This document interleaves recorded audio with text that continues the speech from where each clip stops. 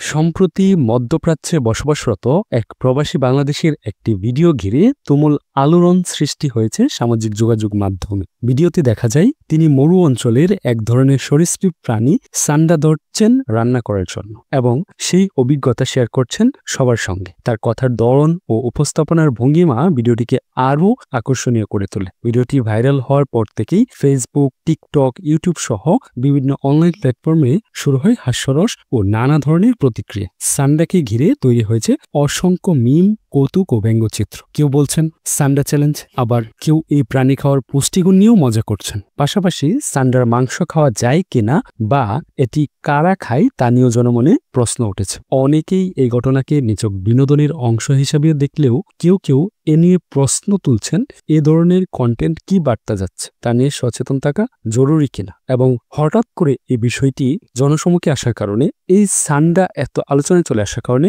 সবার মনে এখন প্রশ্ন যে আসলে এই সান্ডা খায় কারা, যেটা বাংলাদেশের মানুষ দূরে থেকে দেখেই নিছক একটা অরুচির একটা ভাব চলে আসবে, বা এই প্রাণীটাকে যে খাওয়া যায় এটা কখনো কল্পনার মধ্যেই আসে না। আমরা বাঙালি হিসেবে বিবেচনা করি যে এটা কতটুকু অরুচিপূর্ণ একজন মানুষ হলে এটা খাওয়ার চিন্তা ভাবনা করতে পারে। যাই হোক, এখন জনমনে যেটা প্রশ্ন বা যা সবাই জানতে চায়, আসলে এটা খায় কারা। মধ্যপ্রাচ্যের মরুভূমির বেদুইন বা স্থানীয় জনগোষ্ঠীর কিছু মানুষ সান্ডা শিকার করে এবং খেয়ে থাকেন। কেউ কেউ সান্ডার বিরিয়ানিও রান্না করেন। এছাড়াও ভারত ও পাকিস্তানের স্থানীয় কিছু জনগোষ্ঠী সান্ডা শিকার করেন। মুরগির মাংসের মতো সান্ডার সাদা মাংসের স্বাদ বিবেচিত হয় এবং কিছু হিন্দু জনগোষ্ঠীর মধ্যেও এটি একটি সুস্বাদু খাবার। বিশেষ করে লেজের অংশটি খাবারের অন্যতম আগ্রহের কেন্দ্র। এই তো হচ্ছে মানুষ বা কোন দেশের মানুষ বা কোন জাতির মানুষ সান্ডা খেয়ে থাকেন। এছাড়াও সান্ডা কিন্তু অনেক প্রাণীদেরও খাবার। প্রাকৃতিক পরিবেশে সান্ডা বিভিন্ন শিকারী পাখি যেমন লাগরবাজ ও টনি ইগলের খাদ্য।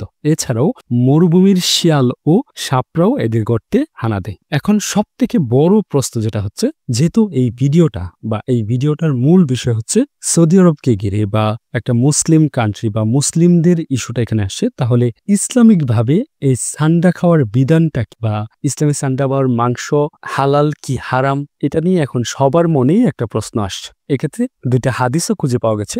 নবী করিম সাল্লাল্লাহু আলাইহি সাল্লামের সামনে একবার তার সাহাবারা সান্ডা পরিবেশন করেন, তখন তিনি সেটি খাননি। সে সময় তার সাহাবীগণ জিজ্ঞেস করলেন, ইয়া রাসূলুল্লাহ, আপনি কি এটি খেতে অপছন্দ করেন? এটি কি হারাম? এই প্রশ্নের উত্তরে নবী করিম সাল্লাল্লাহু আলাইহি সাল্লাম বলেন, এটি আমার কওমের খাদ্য নয়, তাই আমি খাই না। এই হাদিসটির ক্ষেত্রে দুটি রেফারেন্স পাওয়া গেছে। একটি হচ্ছে সহিহ বুখারী, হাদিস নাম্বার হচ্ছে 5537 নম্বর, আরেকটি হচ্ছে সহিহ মুসলিম 1944 নম্বর হাদিস। দুইটা হাদিসের রেফারেন্সের কথা বলে দিলাম, আপনারা চাইলে এটি যাচাই করে নিতে পারেন। অর্থাৎ এই হাদিসটির প্রেক্ষিতে এটি তিনি নিজে না খেলেও সাহাবীদের খেতে মানা করেননি, এমনকি সাহাবারা তার সামনে এটি খেয়েছেন। ফিকহবিদগণ এই সকল হাদিসগুলো বিশ্লেষণ করে বিভিন্ন ধর্মে সান্ডা খাওয়ার হুকুম নির্ধারণ করেছেন। ইমাম আবু হানিফা রহমাতুল্লাহ আলাইহি বলেছেন, সান্ডা খাওয়া মাকরু তাহরিমি, এর অর্থ এটি না খাওয়াই উত্তম, কারণ এটি অরুচিকর একটি প্রাণী যা মানুষ সাধারণত খেতে চায় না। শাফিঈ,